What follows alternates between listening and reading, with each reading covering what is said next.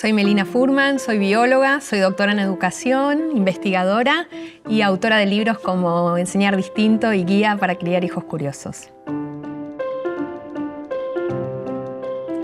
Hola Melina, soy Begoña Vaquero, trabajo en el sector educativo, el sector al que amo. Además soy madre, con lo cual, como te puedes imaginar, estoy encantada de tenerte hoy aquí, charlar contigo y que podamos aprender juntas. Hola, ¿cómo estás? Para mí es una alegría enorme estar aquí contigo. Sé que tienes tu último libro que se llama Enseñar Distinto y hablas de un concepto del aprendizaje profundo y quería que nos contaras en qué consiste y por qué es tan importante en la educación. Para mí el aprendizaje profundo es como la gran meta de todo proceso educativo, tanto en la escuela como en el colegio, fuera de la educación formal. Si tuviera que definirlo, son esas cosas que uno sabe bien, que comprende bien o que sabe hacer bien, que se ven en la acción, ¿no? que empiezan a ser parte de nuestra identidad, de lo que podemos usar en la vida.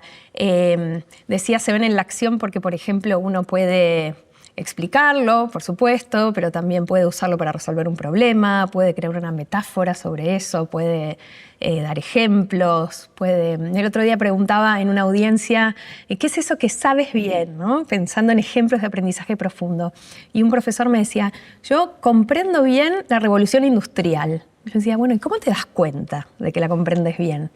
Y él me decía, bueno, la comprendo bien porque, bueno, te la puedo explicar, te puedo contar por qué sucedió en ese momento histórico y no en otro, qué pasaba en otras partes del mundo mientras eso sucedía, cuáles fueron sus consecuencias, la puedo comparar con otras revoluciones, puedo leer los periódicos hoy, actuales, y darme cuenta de que estamos en otra revolución, que es la revolución digital, y darme cuenta de las secuelas que tuvo esa revolución industrial en nuestros días. Y una directora de escuela me decía, yo comprendo bien el tejido. Me decía, ¿cómo te das cuenta que comprendes bien el tejido? Bueno, puedo tejer, pero puedo tejer no solo una bufanda o un gorrito o un saco, o puedo tejer distintas cosas, puedo tejer con hilo, puedo tejer con lana, puedo enseñarles a otros a tejer, disfruto tejiendo, me siento confiada. Hay una dimensión emocional del aprendizaje profundo, que es cuando sabemos algo bien, nos sentimos como empoderados, ¿no? De que es parte de quién somos, que lo que podemos darle al mundo. Y creo que se entiende bien este concepto cuando pensamos en el archienemigo, en lo contrario del aprendizaje profundo, que es lo que se llama el conocimiento inerte. Inerte en el sentido de que está ahí como sin vida, ¿no? Como un muerto, como una roca. Son todas esas cosas que estudiamos, a veces incluso mucho tiempo, le dedicamos tiempo de estudio, pero que hoy, si nos las preguntan, ese conocimiento inerte ya no lo podemos usar, ¿no? Lo tenemos como en alguna parte del arcón de la memoria, como con alfileres. Yo siempre que pregunto esto, y me puedes contar tú también, ¿qué han estudiado pero hoy no lo recuerdan o nunca lo entendieron? Y la gente me dice, bueno, los logaritmos, los polinomios, el análisis sintáctico, algunos me dicen algunas cosas de idiomas o de historia, no importa la disciplina, pero hay mucho tiempo que le hemos dedicado en el colegio a estudiar cosas que nunca aprendimos bien, que nunca terminamos de comprender. Y entonces hay algo también emocional en ese aprendizaje frágil, en ese conocimiento inerte, que nos hace sentir como inseguros, ¿no? Como que vamos caminando sobre terreno movedizo, como si hubiera algo fallado en nosotros que nunca entendimos. Esa gente que dice, bueno, yo para las matemáticas no sirvo, para las ciencias no sirvo, y que tiene tanto que ver con cómo lo aprendimos de niños o de adolescentes, ¿no? Y que es tan importante, por eso es tan importante el aprendizaje en profundidad.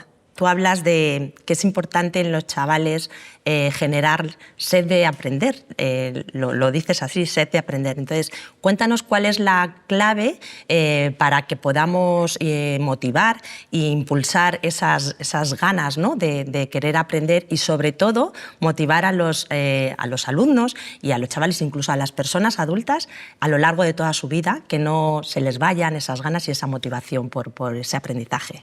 Y ahí creo que diste en el clavo con algo muy importante, que es el aprendizaje durante toda la vida, ¿no? Porque justamente hoy en este mundo tan cambiante, tan vertiginoso, tan rápido, no es que uno va al colegio o a la universidad y se termina, ¿no? Hay que seguir aprendiendo siempre. Vamos a tener que seguir aprendiendo hasta el último día de nuestras vidas para estar jóvenes, vigentes, en una especie de viaje de ida en la vida. Y para eso necesitamos mantener la motivación en alto, que no siempre es sencillo.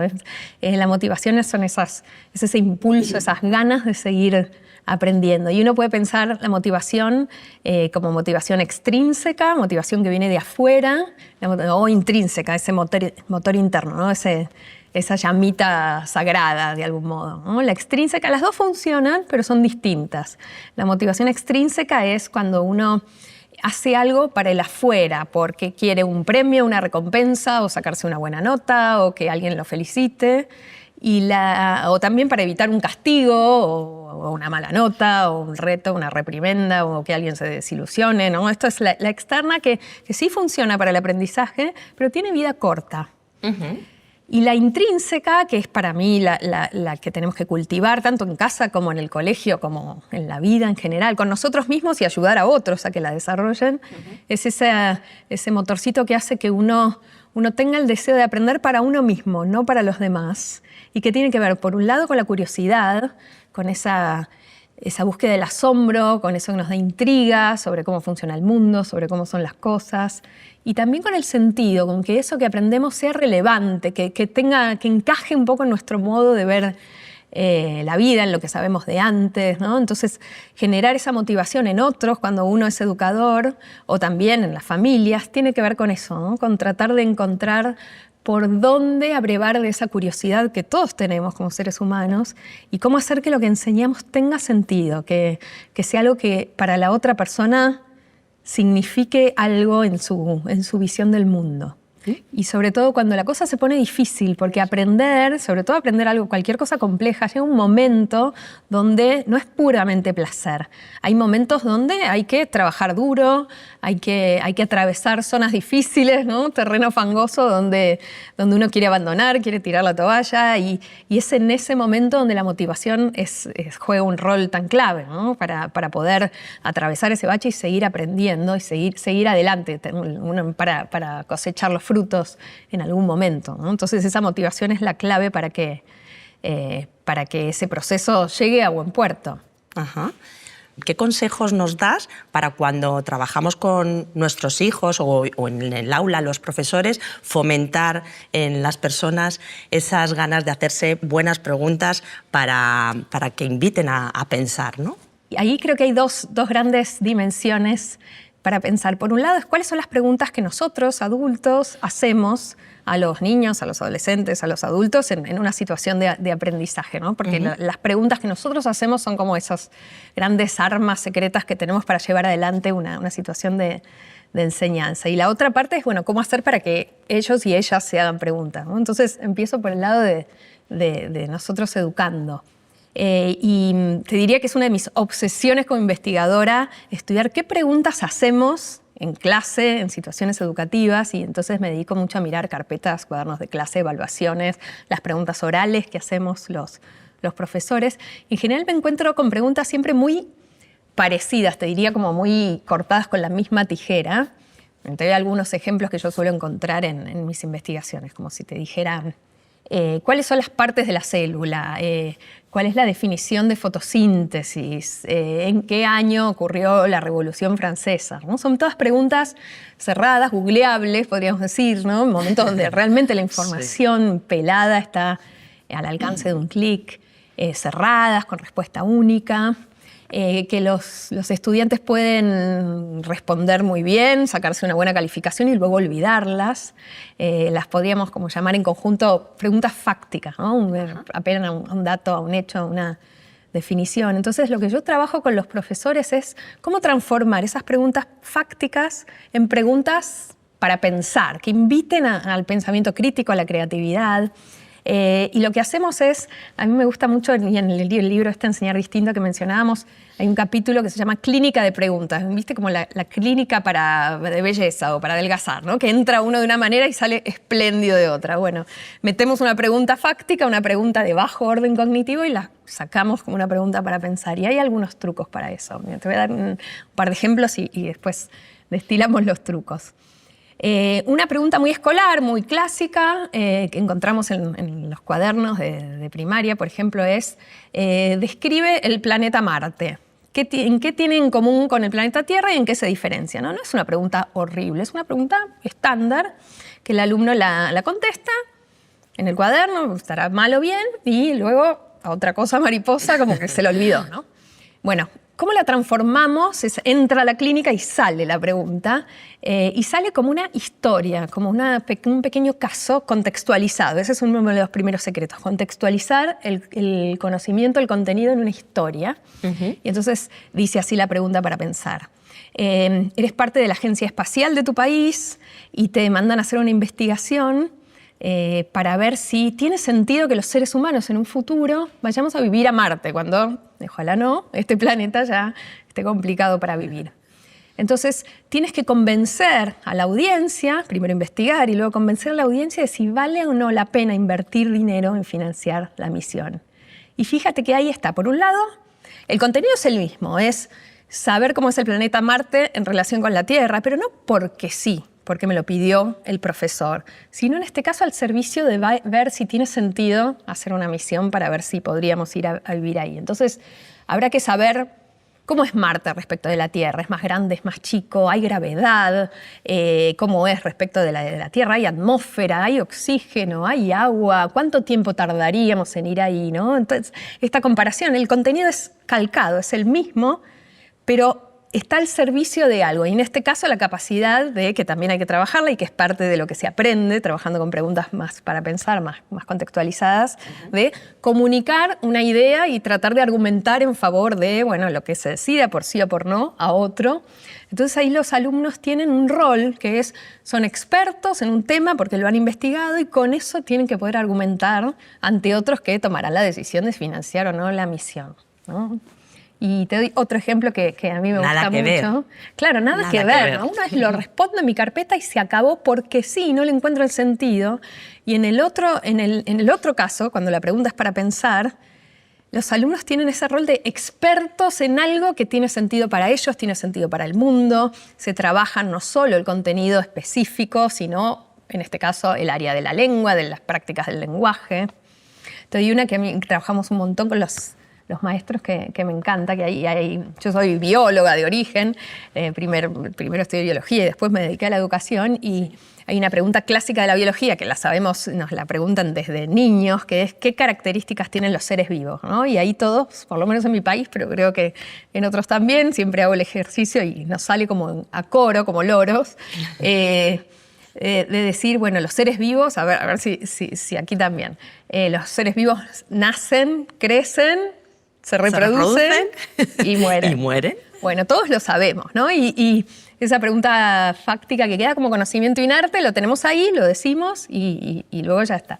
Vamos a transformarlas, entra por la clínica la pregunta, ¿no? Y sale como pregunta para pensar, como una historia contextualizada, donde hay algo que nos da intriga, donde hay algo donde ejercitamos también usar ese conocimiento para algo. Y dice así. Bueno, resulta que yo estaba en casa, me tienes que creer, ¿no? Este cuento, cocinando pizza, y se me acabó la levadura. Entonces tuve que ir a comprar levadura al supermercado y la tenía aquí en la mano, y entonces cuando estaba por pagar, estaba en la cola del cajero, en la fila, una señora me dice, la mira y me dice, uy, ten cuidado, trátala bien a esta levadura porque es un ser vivo, se te puede morir. Y yo pensaba, señora, ¿usted está bien? Disculpe, ¿no? Porque esto que tengo aquí en la mano, esta pastita, no se parece en nada a otros seres vivos que yo conozco. Y entonces me fui a casa, me quedé pensando. Y en el camino pensaba, si la señora tuviera razón, ¿cómo podría ser yo para averiguar si esto que tengo acá es o no es un ser vivo? Wow. Y entonces ahí empieza un camino. Esa pregunta abre camino, no cierra, no la respondo de memoria y san se acabó, sino que empieza un camino de exploración y de investigación, ¿no? De poner el cuerpo, de poner la cabeza.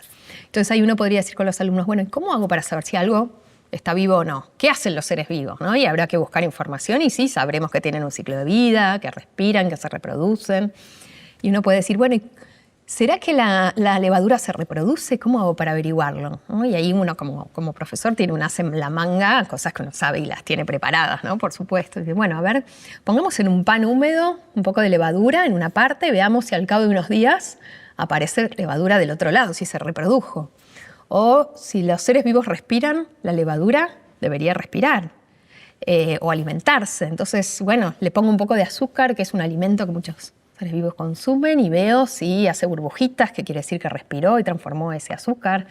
Entonces, las preguntas para pensar ponen a los estudiantes en un lugar de investigadores, de curiosidad, de encendida, no se acaban ahí. Por supuesto que llevan más tiempo, ¿no? Por supuesto que no se responden en un minuto y sigo adelante. Y por eso nos obligan como educadores a priorizar muy bien qué contenido vamos a trabajar. Yo siempre les digo a los profesores, bueno, menos es más, ¿no? Menos cobertura superficial y más profundidad, volviendo a lo de aprendizaje profundo, y más sentido, más curiosidad y más habilidades para la vida, porque con estas preguntas aprendo a argumentar, aprendo a hipotetizar, aprendo a comunicar mis ideas, a pensar respuestas, a pensar caminos, y eso es lo que queremos que los estudiantes se lleven para las pruebas de la vida, ¿no? No una vida llena de pruebas y de exámenes, sino las pruebas de la vida que van a tener que seguir adelante y les van a tocar. Ahí tú decías, bueno, ¿cómo hacer para enseñarles a los estudiantes a hacer buenas preguntas, ¿no? Porque, bueno, esto es qué preguntas hacemos nosotros, cómo hacer para que ese hábito de hacerse preguntas sea algo continuo, que se lo lleven como hábito. Y para eso, uno de los secretos es dar muchas oportunidades seguido, no como algo que pasa una vez cada tanto, sino como algo que pasa como rutina en el aula. Desde bien pequeños hasta la universidad, hasta que los alumnos son más grandes, de formular preguntas sobre lo que estamos trabajando, ¿no? Hay una rutina de pensamiento que a mí me encanta que se llama veo, pienso, me pregunto. Y es observar algo, ¿no? Bueno, observo, aquí estás tú sentada, aquí hay unas luces, describo la situación sin emitir juicio de valor, solo observo y ejercito esa observación.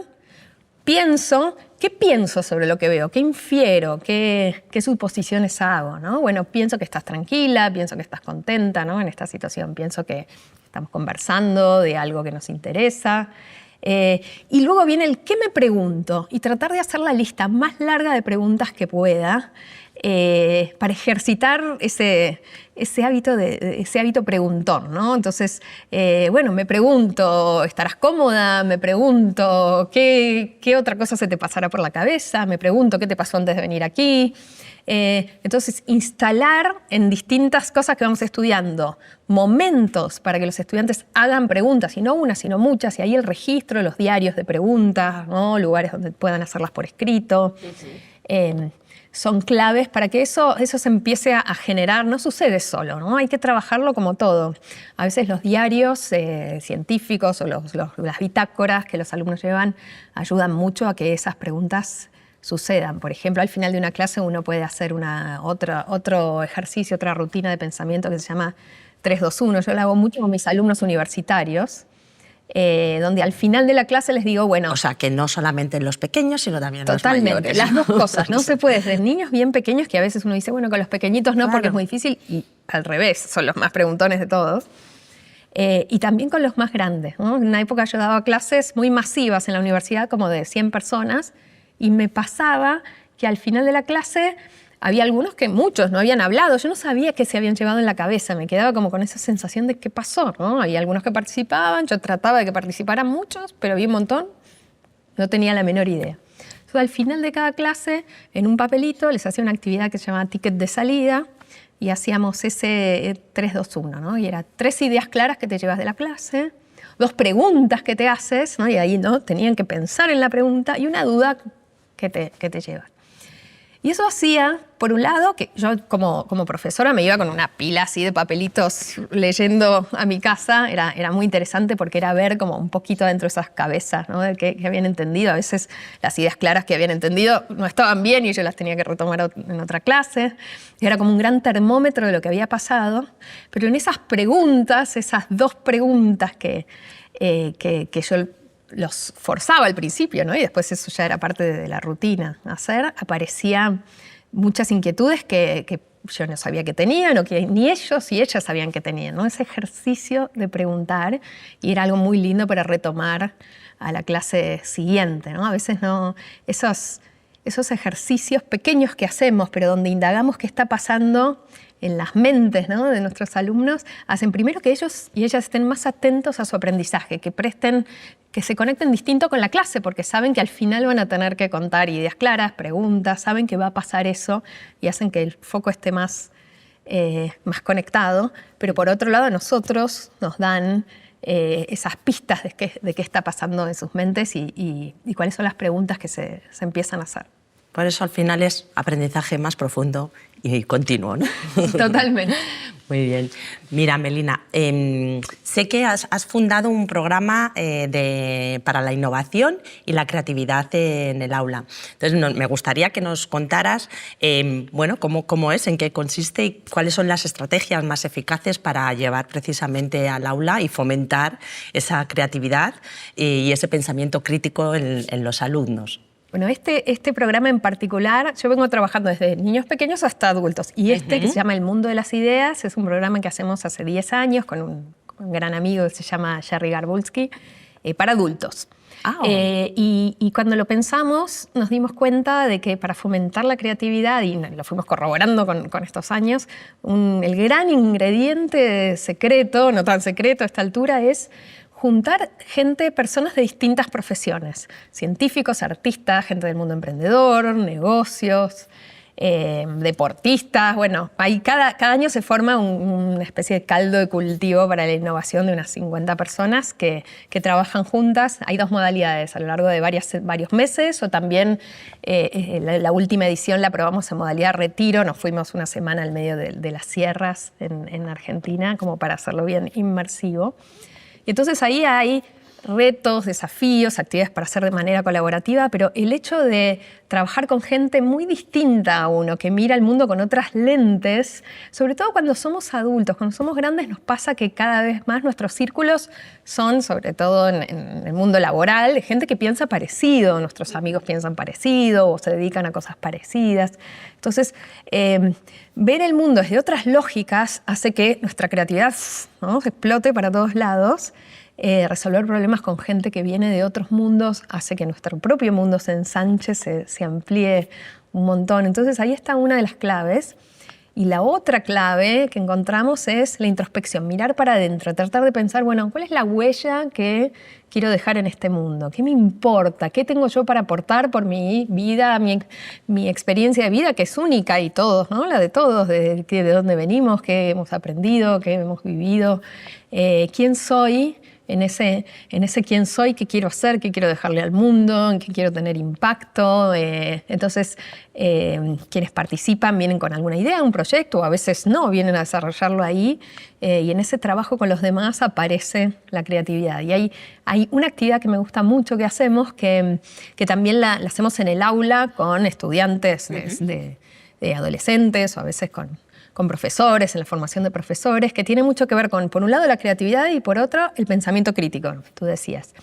Se llama Sombreros para Pensar. Es una actividad inspirada en el libro de Edward de Bono, el gran psicólogo que inventó esta idea, que acuñó este concepto del pensamiento lateral, ¿no? Sí. Y entonces una persona va con una idea y todos tienen, en grupitos de 5 o 6 personas, un sombrero. Y además, en general, lo hacemos con sombreros de verdad, de colores, y es más divertido aún, ¿no? Todo lo de materializar y lo de poner el cuerpo, lo vivencial, es mucho más rico y más se te queda, ¿no? Te lo llevas. Y entonces, cada uno tiene un sombrero. Entonces, uno tiene el sombrero rojo, que es el sombrero de las emociones. ¿Qué emociones me provoca esto que me están contando?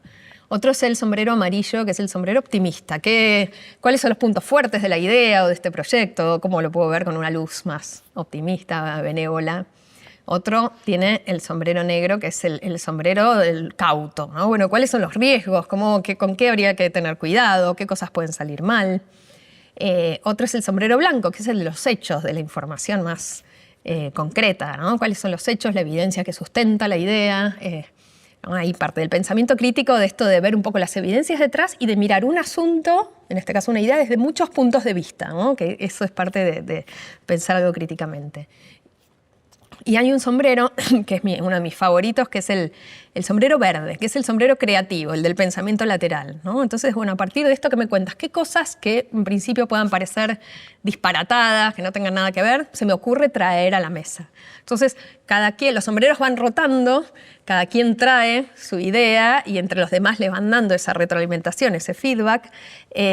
Y es un feedback mucho más rico porque además, a veces, el sombrero que te toca, el que toca, la suerte es loca, te tocó el rojo y tienes que hablar de emociones, pero por ahí tú querías hablar del amarillo, de los puntos fuertes, o tienes una personalidad que más se inclina a mirar los riesgos. Bueno, te toca un sombrero y te tienes que poner en ese rol de dar esa devolución desde ese punto de vista que además va rotando, ¿no? Entonces, hay algo de la creatividad que aparece cuando estás con gente distinta, te expones a gente distinta, y además tienes que mirar un asunto desde varios puntos de vista. Y yo te decía gente distinta, pero por ahí no es solamente personas distintas. La creatividad también aparece cuando uno se anima a lecturas distintas, a lugares distintos, a ampliar la vida probando, ¿no? Con ese espíritu más... jugar un poco con ese espíritu explorador que todos tenemos adentro, que a veces lo tenemos más dormido y a veces lo encendemos. Me encanta que digas además que es un programa que has probado y que has hecho con adultos, ¿no? Porque yo creo que muchas veces, quizás es por esa deformación que tengo de haber visto cómo se trabaja en el aula, cómo trabajan los profesores, cómo hacemos con los niños, y luego en la vida adulta parece que se nos empiezan a olvidar. Y insisto en que, claro, son temas, la creatividad, por ejemplo, en marketing, que es tan importante, cuánto tienes que trabajar con los grupos en empatizar. Bueno, me voy a llevar este juego, ¿no? de los sombreros, que me parece súper interesante. Muy divertido. Y además, cuando somos adultos nos parece que ya está, ¿no? Que ya terminó nuestro aprendizaje. Y en este momento histórico, nada menos cierto. Realmente necesitamos seguir aprendiendo, seguir teniendo ganas de aprender, no solo saber aprender, sino esta motivación de la que hablábamos antes, seguir teniendo esa chispita encendida. Si no, estamos medio fritos. Realmente necesitamos poder aprender. Necesitamos poder aprender toda la vida para nos cambian nuestros trabajos. En muchos entornos laborales se habla de reskilling, de cambiar las habilidades o de mejorarlas. Y entonces a veces uno dice, bueno, pero yo estudié, ya pasaron...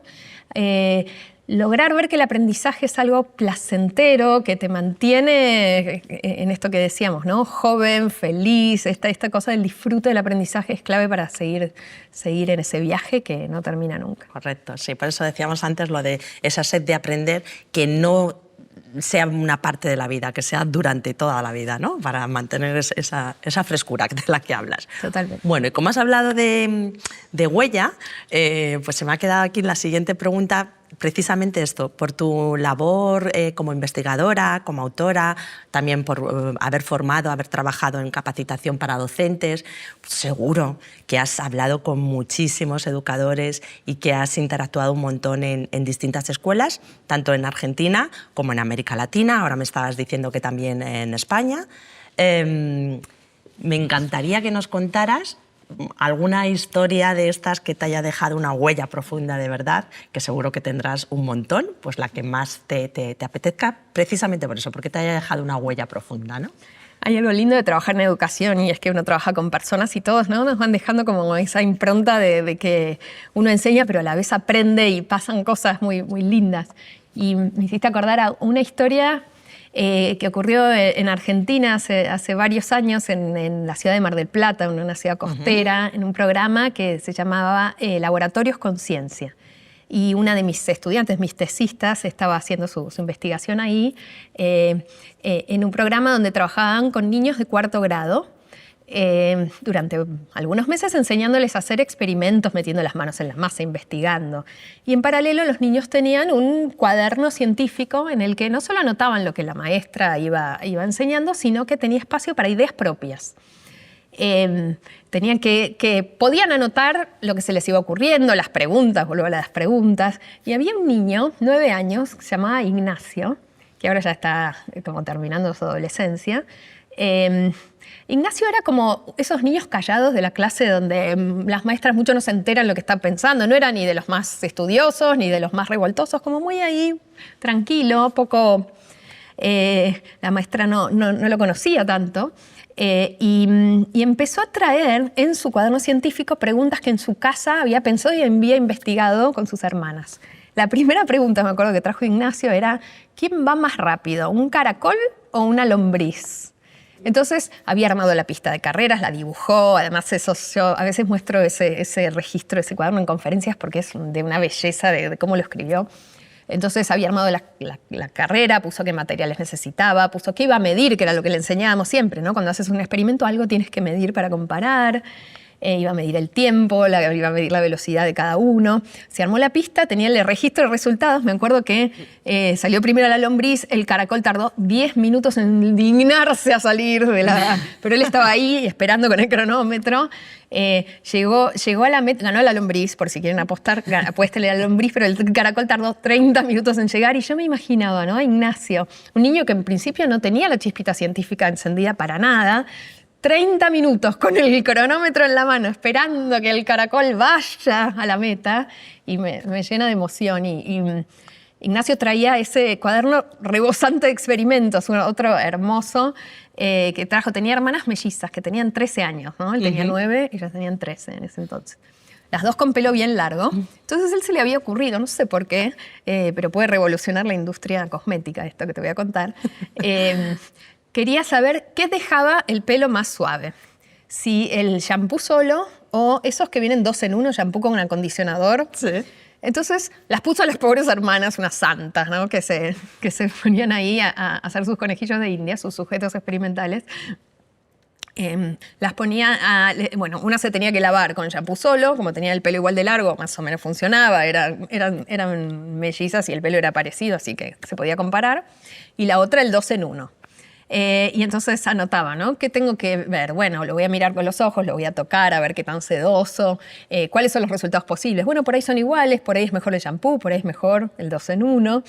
Hizo el experimento, que este no les cuento la respuesta, por ahí en sus casas, los que nos están mirando, o si te animas después, y ver cuál funciona mejor, ¿no? Y hay algo de esto de cuando uno abre la puerta a las preguntas más abiertas, a dar estructura, porque con Ignacio la maestra le había enseñado durante algunos meses a investigar de cierta manera, pero después abrir el juego a las ideas propias. Y ahí apareció, en este caso, un niño con un espíritu científico que no sé a qué se va a dedicar de adulto, no importa, es más, hasta te diría, si no fuera científico, hasta por ahí sería hasta mejor en el sentido que se lleva ese pensamiento puesto, ¿no? Y esto que se desarrolló en su infancia, que era impensado si no se hubiera abierto esa puerta. Así que yo siempre me acuerdo de eso y lo cuento porque me parece que es cómo sembramos esas semillas que después no sabemos cómo van a florecer. Hay una investigadora que se llama Alison Gopnik que estudia desarrollo infantil, que dice que uno como adulto puede ser o jardinero o carpintero, ¿no? El carpintero es cuando uno dice, esto más como madres y padres, ¿no? Bueno, yo quiero que mi hijo salga de esta manera, tengo una silla en mente o perfecta, entonces sé exactamente la dimensión que va a tener, la dureza, exacto, lo tengo en vista y quiero formarlo en esa dirección, que la verdad que todos los que tenemos hijos sabemos que no funciona. Ojalá fuera tan fácil, pero no lo es y de hecho genera mucho sufrimiento cuando uno es tan rígido, ¿no? En esa dirección o mucha decepción. Y la otra metáfora que usa es, bueno, podemos ser jardineros también. Y jardineros quiere decir poner el suelo, nutrirlo, poner un tutor para que vaya en cierta dirección, pero también saber que lo que va a florecer ahí va a ser en gran parte lo que esa semilla traiga adentro y lo que vaya sucediendo, ¿no? Y entonces es ir acompañando con cierta intención, pero saber que esas flores serán lo que sean, ¿no? Y uno estar ahí para acompañar. Y un poco esto de Ignacio creo que tiene que ver con eso, con abrir el juego para generar posibilidades distintas en el futuro. Pues una metáfora bien bonita. Y una historia bonita, la de Ignacio, que un crack, le mandamos un saludo si nos escuchan en algún momento. Viendo, sí, ya está, veremos a qué se dedica. Muy bien. Pues tengo otra pregunta y es, quiero saber tu opinión sobre la importancia de la educación no formal y el aprendizaje experiencial, precisamente en la educación y en la formación, ¿no? A lo largo de la vida. Bueno, yo soy muy fanática de la educación experiencial dentro y fuera del aula, ¿no? Y recién te contaba varias historias donde esto de que el aprendizaje pase por el cuerpo, podamos meter manos en la masa y poder pensar. Papert, uno de los grandes inventores del movimiento maker, del hacer, hablaba de pensar con las manos, ¿no? Además de con la cabeza. Y algo del hacer, de lo material, de construir, de probar, de ensayar, que es clave para que ese aprendizaje se produzca, perdure, sea profundo, tanto en la escuela como fuera de ella. Y yo creo que pensando en el aprendizaje como algo que sucede durante toda la vida, pensar en lo no formal, en lo que sucede en casa, en las salidas, en los viajes, en los museos, en el club, en donde estemos, es esencial para justamente ver el mundo como un lugar de aprendizaje. Como que aprender es una manera de estar en el mundo. Y entonces a veces sentimos que el aprendizaje, sobre todo en la familia, sucede solo en el colegio, y entonces uno deposita ahí por unas horas, muchas, los niños ahí, y eso es el aprender, y después es la vida. Y poder justamente amalgamar esos dos mundos y darse cuenta que lo que sucede en casa y en la vida y en los entornos campamentos, fuera de la escuela, es tan importante, en algunos casos más, porque nosotros hace unos 20 años ya, no voy a decir mi edad, pero fundamos con un grupo de científicos una asociación, una organización que se llama Expedición Ciencia. Y lo que hacemos es llevar a 50 estudiantes, adolescentes, a la Patagonia Argentina, que es muy, muy bella, llena de lagos y montañas, con científicos y educadores, recreólogos, educadores de montaña, a investigar y hacer vida de montaña. Me acuerdo de una experiencia, con esto de lo vivencial, lo experiencial, que es una de las favoritas de los estudiantes ahí, que es muy simple, pero que habla del valor de poner el cuerpo, que les hacemos medir, tienen el desafío en grupitos de medir el cauce de un río. Estamos ahí en un arroyo pequeño, nadie se ahoga, con una soga, tienen un par de elementos muy simples y se las tienen que ingeniar para medir el cauce del río. Entonces siempre en algún momento alguien se da cuenta de, entonces si me meto al agua y veo hasta dónde me llega, con eso puedo medir la profundidad, y a ver, uno se tiene que poner a cada lado del arroyo y ver cuál es la longitud, y entonces ver cómo hacer para cruzar, y hasta que en algún momento le encuentran la vuelta. Al final hacemos como una especie de congresito donde cada uno muestra su solución. Esa es una de las experiencias que más recuerdan, porque hay algo ahí de encontrarle la vuelta por uno mismo. En ese congresito donde presentan los resultados se dan cuenta que hay varias maneras de llegar a la solución. Algunas son mejores, otras son peores. En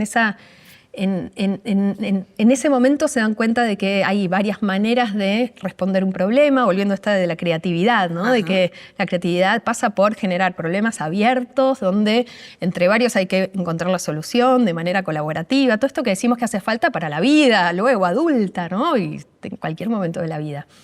Me acuerdo hablando de historias inspiradoras, una niña que decía, porque a estos campamentos siempre van niños o niñas que les gusta la ciencia o que son curiosos, a veces no necesariamente por lo científico, pero como muy motivados por aprender. Y una chica decía que su mamá le decía siempre que ella era sapo de otro pozo, pero aquí estábamos todos en el mismo pozo, ¿no? Y todos llorando, imagínate, todos emocionados, pero hay algo de eso, ¿no? De poner el cuerpo. Y cuanto más lo podamos hacer en el aula, no siempre es sencillo, pero cuanto más podamos meternos de cabeza en el mundo de los fenómenos, jugar, producir, meter el cuerpo, hacer salidas, ese aprendizaje es más perdurable. Sí. Fíjate, ahora que dices eso, ¿crees que en el mundo escolar, ¿no? o incluso en la universidad, que decíamos antes, cada vez más se está tendiendo a que ese aprendizaje no suceda en el aula o que a veces reservamos como los momentos de aprendizajes exclusivos en el aula? ¿Esto tú crees que se está rompiendo? Creo que hay esa división aula y fuera del aula. Estamos empezando a romperla. Todavía, si uno mira lo que sucede masivamente, todavía la educación es muy tradicional en el mundo hoy en día. La pandemia nos ayudó a romper un poco esas estructuras, a integrar más lo digital, este mundo más híbrido en el que vivimos post-pandemia. Creo que hay mucha gente que está pensando en esta dirección, que tampoco es tan nueva. Si uno mira el movimiento de la escuela nueva de principios del siglo XX, grandes educadores como John Dewey y María Montessori hablaban mucho, ¿no? De esto de la educación experiencial, de salir del aula, de aprender en el mundo real. No es tan sencillo si lo pensamos en la educación formal, porque incluso hay cuestiones más técnicas, como bueno, hay permisos, a veces es difícil gestionar todo eso, pero creo que de a poco los educadores vamos teniendo eso más en la cabeza como un aspiracional, ¿no? Darnos cuenta de que cuando pasan cosas, integrar ese mundo de afuera, o a veces traer el mundo de afuera al aula, que venga alguien y hablar y nos cuente, o que parte de un trabajo práctico sea ir a hacer una experiencia, sobre todo con estudiantes más grandes o en la universidad, ir a hacer un estudio de caso en un lugar parecido al que te vas a desempeñar cuando seas un profesional. Todo eso suma un montón, ¿no? Y hay algo de buscarlo, que creo que estamos en la búsqueda.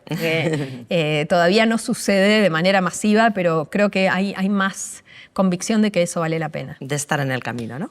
Totalmente. Hablando de este mundo en el que estamos habitando ahora mismo, no sabemos cuál va a ser el futuro ni siquiera más inmediato, cuáles van a ser las profesiones del futuro, distintos desafíos que hay.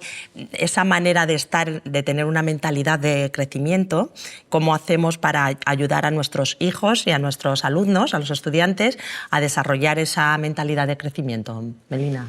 Qué importante, qué difícil, qué importante. Hablábamos de la motivación, ¿no? De no perder ese deseo cuando la cosa se pone difícil. Y la idea de mentalidad de crecimiento es tener la mentalidad de que, o la visión, ¿no? Cada uno y cada una de que cuando un desafío me cuesta, me resulta difícil, lograrlo tiene más que ver con mis intentos, con mi esfuerzo, que con mi talento innato, ¿no? Este es el trabajo, de hecho estuvo aquí en Aprendemos Juntos Carol Dweck, que es una investigadora de la Universidad de Stanford, que dedicó su carrera entera a ver, bueno, cómo las personas se enfrentan a los desafíos. Y ella encontró que hay personas que más por experiencia de vida o más naturalmente traen una mentalidad de crecimiento, esta idea de, bueno, si no me sale es que todavía no lo intenté lo suficiente, ¿no? Hay culturas que son más proclives a eso.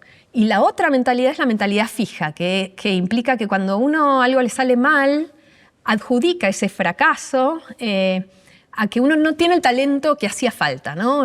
Como uno no trae de fábrica lo que hay que tener, ¿no? Como cuando los niños dicen, ay, soy malísimo, soy pésimo en esto y nunca me va a salir. Entonces, ¿cómo hacemos para ir cultivando? La buena noticia, y lo que muestran las investigaciones, es que esa mentalidad de crecimiento se puede desarrollar, no es algo que si no la tenemos estamos listos, ¿no? Realmente se puede desarrollar y hay algunos hallazgos interesantes. Me acuerdo de una investigación de Carol Dweck que a mí como madre me impactó mucho porque ella hablaba del poder de los elogios. Y lo que hacía era, con estudiantes de secundaria, les daba una serie de problemas matemáticos, ¿no? A dos grupos, de la misma dificultad. Y que podían hacer, ¿no? Entonces, cuando les salía bien el problema, a un grupo les decía, qué bueno, te ha salido muy bien, se nota que eres muy inteligente para las matemáticas. Al otro grupo le decían, qué bueno, les ha salido muy bien, se nota que se han esforzado mucho, han practicado, lo han intentado, han trabajado duro. Y luego a los dos grupos les daban una nueva serie de problemas matemáticos. Y ahí en esa nueva serie había algunos más fáciles y unos más difíciles. Y veían qué elegían.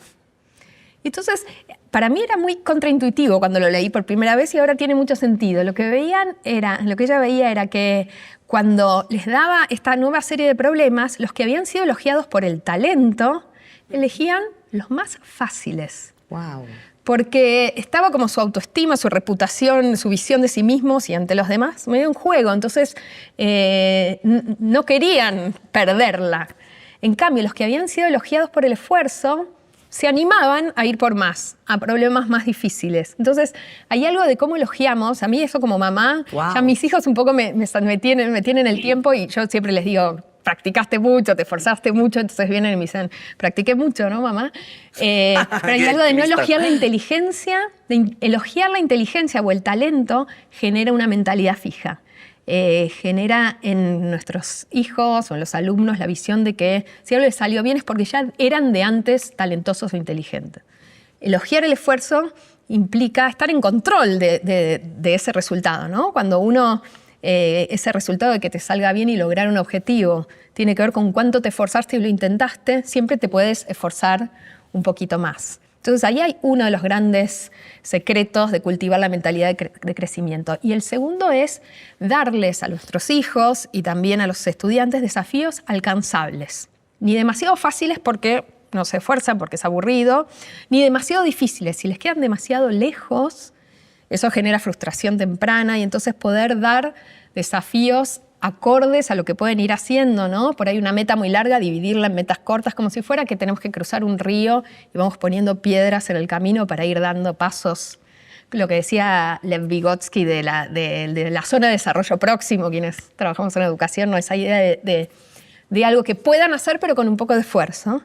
Y entonces tener la sensación de que algo nos sale bien, tener éxitos tempranos, ayuda a tenernos confianza, a desarrollar esa autoconfianza que nos ayuda a la mentalidad de crecimiento, ¿no? Entonces, elogiar el esfuerzo y también dar metas alcanzables que impliquen un poco de desafío, pero que vayan sintiendo que lo pueden lograr. Y algo que también me resultó muy contraintuitivo cuando lo leí por primera vez, y esto es de un investigador que se llama Doug Lemov, estadounidense, y él habla de practicar lo que nos sale bien. No solo lo que nos sale mal y nos cuesta, que tenemos que mejorar, sino especialmente en los niños, cuando practican algo que les sale bien, se les da bien, van adquiriendo esa seguridad que después los ayuda a luego hacer cosas que no les salen tan bien, ¿no? Entonces hay algo de que puedan desarrollar eso que les sale, que les gusta, donde se sienten en sus zapatos, bien cómodos, para después animarse a lo que es más difícil. Qué bueno. La verdad es que luego vamos a retomar. Ahora tengo una pregunta para ti, pero luego me gustaría retomar porque esto que estás diciendo me parece muy interesante. En algunos momentos te he escuchado hablar de la importancia del aprendizaje basado en proyectos, el aprendizaje basado en problemas. Entonces, ponnos ejemplos de cómo se puede implementar ese aprendizaje en el aula. Se habla mucho de eso, ¿no? Es como que de algún modo en esta búsqueda de que la educación sea más relevante y más conectada con la vida real, empezó a aparecer como una gran corriente educativa que de vuelta no es nueva, sino mira, el primer libro de aprendizaje basado en proyectos tiene más de 100 años en esta corriente Escuela Nueva.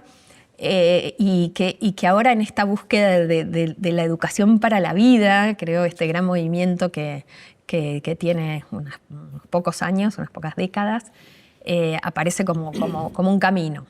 Y te cuento un ejemplo de un proyecto en el que yo trabajé muchos años que se llama Planea, de nueva escuela secundaria que se hace en Argentina con cientos de escuelas en varias provincias de UNICEF Argentina. Y uno de los proyectos de lengua y literatura que elaboramos como equipo partía de una pregunta curiosa, ¿no? Siempre es muy importante, el aprendizaje basado en proyectos tiene esta estructura. Bueno, tú la sabes bien, pero la cuento así para quienes nos están escuchando. Claro. Comienza con un desafío, un reto, una pregunta curiosa. Hay un camino de aprendizaje donde los alumnos van aprendiendo aquello que necesitan para responderla y van tomando decisiones y van trabajando en equipo y culmina con un producto final, una producción de algún tipo que refleja lo que aprendieron. Este proyecto en particular de lengua y literatura arrancaba con esta pregunta: ¿qué historias te asustan más? Y era un proyecto sobre la literatura de misterio y de terror, ¿no? Esos subgéneros que querían que los alumnos estudiaran. Que fíjate cómo esta sería como la pregunta que sale de la clínica, porque la pregunta más tradicional sería: ¿qué características tiene la literatura de terror? Y los alumnos dirán A, B, C y luego se lo olvidarán. Bueno, esto es lo mismo, pero dado con una vuelta de tuerca, ¿no? Da vuelta a esa pregunta apelando a la curiosidad. ¿Qué historias te asustan más? ¿Qué hacen esos autores o también cineastas que hacen que nos agarremos de la silla y nos muramos de miedo o tengamos ganas de seguir leyendo y no podamos soltarlo, pero a la vez no podemos dormir? ¿Qué recursos usan literarios, de audiovisuales para que eso suceda, ¿no? Entonces, a todos nos asusta alguna historia, entonces se abre una conversación genuina con los estudiantes. Después de esa apertura, los estudiantes van leyendo literatura de terror, analizándola, viendo qué recursos usan los autores, van empezando a escribir sus propias historias y la producción final de ese proyecto es un tráiler, un avance grabado. Hay algo también del trabajo con nuevas tecnologías digitales en el aula que hace que podamos llegar mucho más lejos, ¿no? Con sus celulares, en este caso, y editando los propios alumnos, de una película de terror que tenga que usar esos recursos estilísticos que ellos han estudiado, ¿no? Entonces, fíjate como algo que puede ser como muy inerte, como decíamos al comienzo, ¿no? Que entra por un oído y sale por otro, que es, bueno, las características del subgénero terror, empiezo a hacer algo que me lo llevo para la vida y que practiqué y que no me lo olvido más y que terminé con una producción auténtica, que en este caso es este audiovisual. Y a mí me gusta este proyecto también, bueno, primero porque lo vi en acción y realmente lo que pasa con los alumnos es muy impactante, cómo vuelven a conectar. Es difícil motivar hoy a los adolescentes cuando tenemos un mundo con una competencia muy desleal hacia afuera, ¿no? De mucho estímulo, de mucho vértigo. Y lo que pasa en la escuela es ese espacio más de pensamiento tranquilo, de espacio para un aprendizaje con menos luces de colores que el mundo exterior que nos compite, ¿no? Y entonces traer la vida real es importante.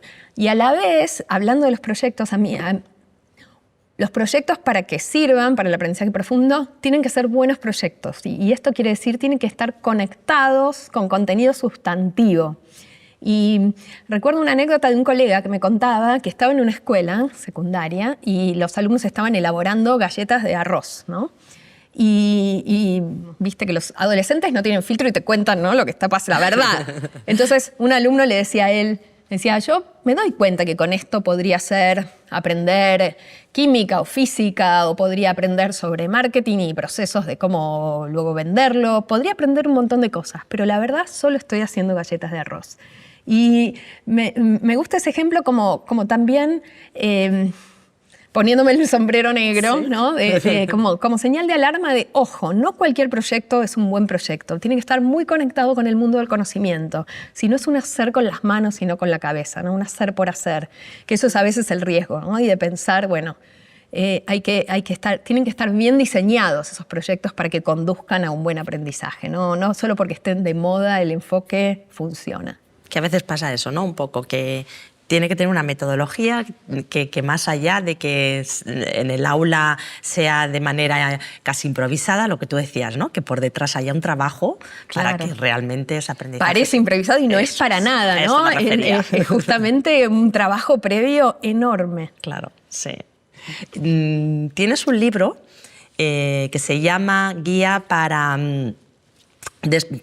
criar hijos curiosos, iba a decir para despertar el aprendizaje, pero es así, Guía para criar hijos curiosos, ¿no? Y entonces he leído unas páginas sobre ello, también te he escuchado en algún otro momento y me ha traído recuerdos muy bonitos como madre. No sé si en aquel momento era consciente, porque yo solamente tengo un hijo, cuando una es madre primeriza, pues van sucediendo las cosas y no tienes oportunidad de otro ensayo, ¿no? Prueba-error. Pero sí que me has hecho recordar y me has traído primero momentos preciosos que yo viví con mi hijo. Y quizás sí que tengan que ver con esto que en tu libro dices, en esos momentos, más allá del amor que se ha quedado y que eso se queda en mi recuerdo, quizás como madre, cómo he estado colaborando en el aprendizaje, en encender la chispa del aprendizaje de mi hijo. Y entonces, bueno, incluso se me pone un poquito, ¿no?, el vello de punta pensando en ello. Me parece tan bonito. Te he escuchado también a ti contar alguna historia sobre cómo tú has encendido esa chispa del aprendizaje en tus hijos, con lo cual me encantaría que ahora compartieras algún consejo para que otros papás, otras mamás que nos estén escuchando lo puedan hacer, porque me parece maravilloso. Bueno, a mí me pasó como mamá, yo tengo mellizos, ahora tienen 10 años, en ese momento cuando lo escribí tenían 5 o 6, y me pasaba que hablando con amigos y amigas, padres recientes también, me daba cuenta de que algunas ideas que vienen del mundo de la educación, de la psicología cognitiva, de las neurociencias, que quienes trabajamos en esto eran como muy habituales, no eran tan conocidas, ¿no? Y que también había esta sensación de que la educación es eso que pasa cuando yo tercerizo y dejo a mis niños en la escuela. Y entonces parte del objetivo del libro era darnos cuenta de que lo que sucede en casa es igualmente importante o incluso más, ¿no? Sobre todo en los primeros años donde se teje ese amor por el conocimiento que de algún modo queremos que les quede para el resto de la vida, ¿no? Y que se teje en los juegos que hacemos, en las conversaciones, en las salidas, en eso que pasa cuando no nos damos cuenta, ¿no?, de que estamos compartiendo tiempo. Y ahí yo te diría que hay como dos grandes vertientes para pensarlo. Por un lado es buscar que aquello que les genera naturalmente curiosidad a nuestros niños y niñas, tomarlo como un punto de partida, como si fuera como para tirar de la punta de ese ovillo de la curiosidad y llevarlo más lejos, ayudarlos a ampliar ese mundo. Te doy 2 ejemplos de casa. Uno con las lombrices, también inspirado en lo de Ignacio, porque yo tenía esto de antes. Y estábamos en casa, en el jardín, y uno de mis apareció una lombriz, y uno de mis hijos dijo: ¿y cómo hacen las lombrices, mami, para respirar abajo de la tierra? ¿No? Es como muy raro, están con la tierra encima, ¿cómo respiran? Yo, bueno, soy bióloga, la podía responder directo. Le dije, bueno, a ver, vamos a ver juntos, ¿no? Entonces, primero buscamos un poco en internet cómo eran las lombrices, cómo nacían. De hecho, me acuerdo que encontramos unos videitos de las lombrices saliendo de un capullo todas juntas, y eran una especie de gemelas como ellos, y entonces pudimos conectar por ahí. Vimos cosas interesantes como que tenían 8 corazones, o no sé cuántos tienen, y nosotros 1. Empezar a abrir, había una chispita ahí, empezar a abrirla, ¿no? Y en un momento otro, mi otro hijo dijo: pero ¿y quién va más? ¿Cuál es la velocidad de una lombriz, ¿no? ¿Cuán rápido van? En esa edad que quieren saber cuán rápido van los distintos animales. Y bueno, vamos a medirla, a ver cómo hacemos para averiguarla nosotros. Y entonces ahí con ellos fuimos armando la pista de carrera de lombrices. Cada uno pusimos en la mesa esos individuales para que puedan avanzar. Las lombrices mucho caso no nos hicieron, ¿no? Porque estaban medio quietas, cada uno tenía la suya que quería que ganara, obviamente, y le iban dando empujoncitos cuando nadie se daba cuenta. Pensamos, bueno, tenemos que medir la distancia, el tiempo. Después la dibujamos, ¿no? Una de las lombrices se declaró en huelga en la mitad y no quiso avanzar, y entonces estábamos desesperados. Hubo una pregunta curiosa de esas que hacen los niños naturalmente, que podía haber terminado en un no lo sé, o te la digo, la respuesta, o bueno, listo, averígüelo solo, pero se convirtió en una oportunidad de aprendizaje de esos momentos entrañables, memorables en familia, ¿no? Que tienen que ver simplemente con estar, simplemente no, es difícil porque estamos todos muy tironeados de todos lados, ¿no? Pero poder estar presentes en serio y compartir esos pequeños momentos donde aparece la curiosidad y llevarlos más lejos. Me acuerdo que en esto de compartir tiempo haciendo cosas bien cotidianas, estábamos cocinando y haciendo como un pastel casero. Y entonces yo les contaba que cuando yo era pequeña, mi abuela, cuando hacíamos galletitas o pastel, siempre me dejaba comer una cucharita, ¿no? De eso crudo. Bueno, espero que no tuviera huevo, porque no se puede, pero... y que a mí me encantaba. Y entonces uno de mis hijos dice, bueno, claro, esto es tan rico que deberíamos venderlo. Tú que te dedicas al marketing, bueno, armemos, esto es más rico que el dulce de leche que nos encanta en Argentina. Entonces dijimos, bueno, a ver, ¿cómo haríamos para vender esto? Bueno, ¿qué tenemos que hacer? Bueno, le tenemos que inventar un frasco con una etiqueta. A ver, vamos a ver los frascos que tenemos en la alacena. ¿Qué dicen? Bueno, dicen, tienen un logo, tienen un dibujito, dicen cuánto traen, empezamos a armar nuestra etiqueta. ¿Cómo hacemos para que otra gente se entere? Fuimos a dar la vuelta a manzana, un poco exagerado, ¿no? Porque lo estábamos llegando lejos, pero era parte del compartir. Fuimos a ver afiches por la calle de publicidades para ver cómo eran y generamos la propia. Tiene que ver con, para mí, esta idea de donde ellos están y ellas están, hacer doble clic o tirar del piolín y llevarlo más lejos. Eso por un lado, compartir lo que a nosotros, ¿no? De donde ellos están, llevarlo más lejos, y a la vez en ese compartir tiempo, que pasen cosas, pero donde nosotros también estemos como cómodos en eso que nos apasiona. Me acuerdo una anécdota de un amigo, contraria a lo que hay que hacer. Este amigo estaba muy convencido de que su hijo tenía que aprender robótica y tecnología porque el mundo del futuro, pero él no solo no sabía nada, sino que le parecía aburrido y nada le parecía peor plan. Pero se mandó traer un kit de robótica y tecnología y estaban con el hijo tratando de armar, así con mucha dificultad, armando las instrucciones. Y me acuerdo que él me contaba que miraba él el reloj porque no se le pasaba más el tiempo y estaban él y el hijo esperando que se hiciera la hora para dejar eso a un costado e ir a leer libros de aventuras, que era lo que de verdad les gustaba. Entonces creo que por un lado es también conectar con lo que nosotros como adultos nos apasiona. Claro. Y compartir con ellos. Y en algunas familias será la música, en otras será ponernos a bailar o cocinar o la huerta o juegos matemáticos o leer o lo que fuera. Pero ese tiempo compartido, donde primero los niños nos ven a nosotros curiosos y apasionados, ¿no? Y podemos compartir parte de ese mundo. Y por otro, cuando ellos traen preguntas, podemos ayudarlos a ampliar ese mundo. Yo creo que va por ahí. Y una idea que a mí me ayudó mucho también y trabajé mucho con familias en talleres, de cómo mirar esa variedad de situaciones, es pensar en la inteligencia, no como algo escolar solamente, que tiene que ver con la matemática o la lengua o las disciplinas académicas, sino como un repertorio. Entonces, cuando entendemos la inteligencia como ese repertorio, creo que nos ayuda a mirar a nuestros hijos e hijas con una luz más bondadosa, ¿no? Más de ver qué sí tienen, más allá de lo que queremos ayudarlos a mejorar, qué sí traen, y a mirarlos y a que ellos se puedan ver a sí mismos con una luz como más... Me pasó con muchos adultos, ¿no? Como una luz más benévola. Por ejemplo, amigos artistas que siempre se sentían como que ellos no eran los inteligentes. Los de la escuela, los inteligentes eran otros. Ellos por ahí eran creativos o divertidos, lo que fuera, pero los inteligentes eran otros. Y son huellas que se llevan hasta la vida adulta. Entonces, ampliar nuestra visión de la inteligencia, nosotros como padres o educadores, y también nuestros hijos, que puedan verse con esa luz de yo soy inteligente y tengo esto, esto y esto, y qué traigo a este mundo, es clave para tener una vida más plena. Importantísimo. Yo, me vas a permitir, mira, comparto la anécdota con mi hijo, ¿no? Esta que te decía, un momento que me ha traído. Yo recuerdo que con 8 o 9 años tendría, estuvo como por un año la habitación llena de cajas, de todo tipo de materiales y tal, porque su obsesión, su pregunta era ¿por qué en los aviones, para trasladarte de un país a otro, de un sitio a otro, esas máquinas eran de una manera y el cohete que te llevaba a la Luna, esa máquina era de otra manera? Entonces, dentro de sus 8 o 9 años, y claro, mi sabiduría sobre ese tema, tuvimos durante muchísimo tiempo la habitación llena de distintos materiales, de hacer repertorios de cómo se conduce, cómo no sé qué, cómo la gravedad, por qué entonces, por qué aterrizar, tal, no sé qué.